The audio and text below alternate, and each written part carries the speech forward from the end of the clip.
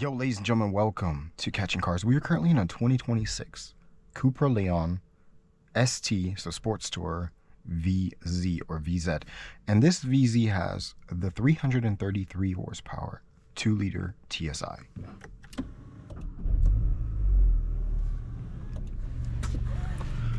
And so I recently uploaded a video with the Cupra Terramar with basically the same powertrain, but it was slightly detuned.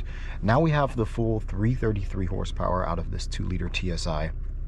And I have to say, it does make quite a big difference. I have to remember how to deactivate all the annoyances. There we go.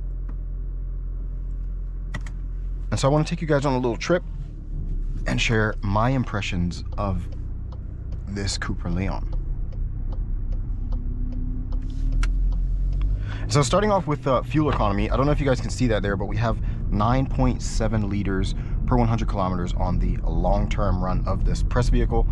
I'm sure there was a lot of journalism going on and a lot of, I guess, more aggressive and faster driving in that 9.7 liters average. But that's probably what you can expect when driving this Cupra Leon.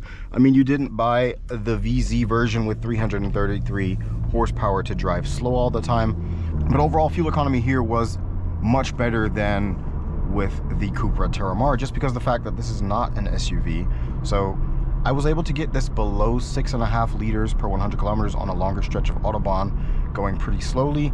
So that's decent. But if you're realistically going to be driving this thing, look right around 9 to 10 liters per 100 kilometers, which is right around 24, 25 miles per gallon US. So that's fine, not great, considering we only have a 4-cylinder. You know, we did all this downsizing for fuel economy and emissions reasons, and now we have 4-cylinder turbos that are still, you know, consuming the same amount of fuel that a 6-cylinder or maybe even a 8-cylinder would be in some cases.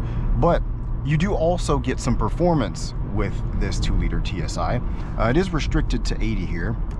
We're just going to go ahead and put it into Cupra mode real quick. What is unfortunate is that in Cupra mode, you always have that crazy synthesized engine noise.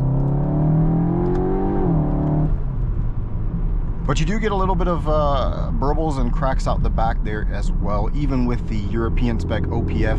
What I like to do is put it in individual, and then sometimes I'll have my individual mode in, I'll put the dynamic chassis control, which is super good. This is probably one of the best chassis controls I've ever felt in a vehicle. The whole Volkswagen group has this, or depending on what model you get, but they have this and it's very, very good.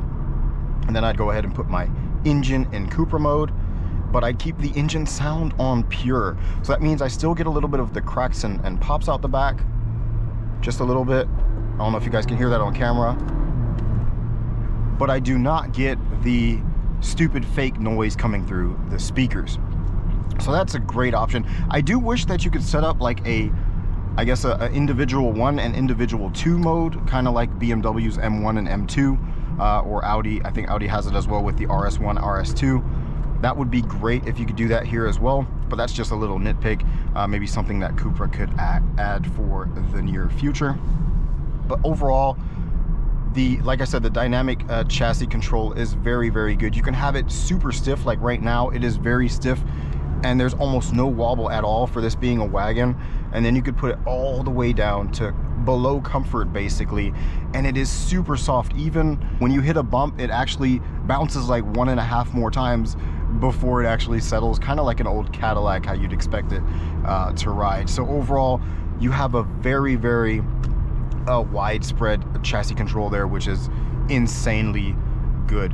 What else is insanely good is this 2-liter TSI with the 333 PS it's just a good engine. It gets the job done. Let's go ahead and get out of manual mode here real quick.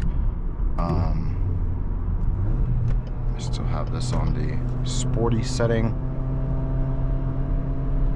See, this is kind of too complex on the go. I would love for it to just be, like I said, a individual 1 and an individual 2 mode.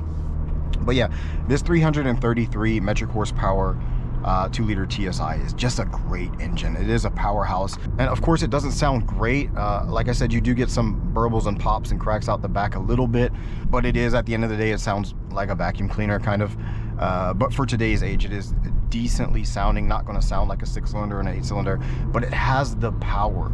It really does. I mean, it punches well above its weight, and this is of course not the fastest vehicle I've ever driven, but I mean, I've done 0 to 60 in like 4.8 seconds with this, which is insane. Basically, this is a Golf R wagon, but I think this one looks better than the Golf R wagon as well. I love the Cupra logo here with the Tribe Edition. It is blacked out, but even if you don't get the blacked out version, you can get, you know, the copper one, and it looks very good. And the whole design aesthetics of Cupra nowadays is very, very good. I think most of their cars look at least decent, and like I said, I do prefer this Cupra Leon wagon over the Golf R wagon.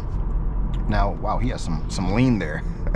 So what else you have here, which we did not have in the Cupra Terramar, is the drift mode. So you can go here and go into drift mode. Unfortunately, you can't set that up in individual mode, so that means you still have some fake sound coming through the speakers.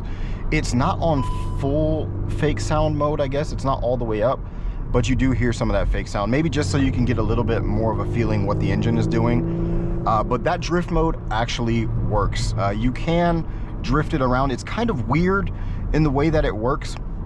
I also watched Autotop NL's video. Shout out to them. They're a big inspiration for me, but he said the same thing. It's kind of weird in the way that it works, because you have to be 100% sure that you actually want to drift, and you have to like give it a bit more angle than you actually would in a rear-wheel drive car, and give it some more throttle. But if you're 100% sure that you want to do that, it will drift for you, and that's a great sensation. And once you get the hang of it, it's actually kind of fun. You can also prolong the slide a little bit if you use the manual controls, but it is a bit weird at the beginning. It doesn't feel like a rear-wheel drive car, but it is crazy that you can nowadays drift a basically front-wheel drive. Gosh, guys, like I said, it is great that you can now drift a basically front-wheel drive platform vehicle from the Volkswagen Group. So that is very, very nice as well.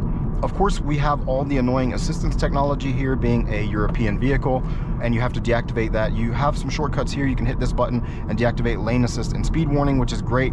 You cannot push and hold this button to deactivate everything, which is very unfortunate. I think that is an EU regulatory thing, which is super annoying.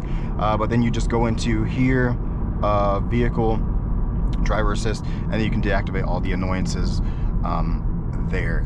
It's not great, but it is easier here than it is with some other vehicles, so I guess that's just the way it is for now. I hope at some point we can figure out a way to work with the governments and tell them, hey, you know, most of this technology is just more annoying and more distracting than it is beneficial for our safety, right?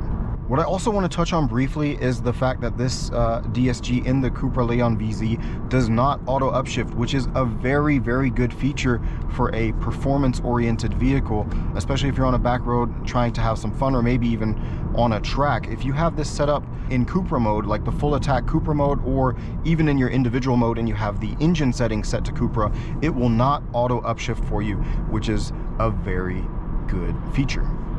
So I would go so far and say that this is more than a recommendable vehicle, and I actually will be recommending this vehicle to some of my friends and family members that are looking for just that, a daily vehicle that is very practical in wagon form with some performance added to it, where you can actually have some fun. You can also think of this as like a 50% RS6, right?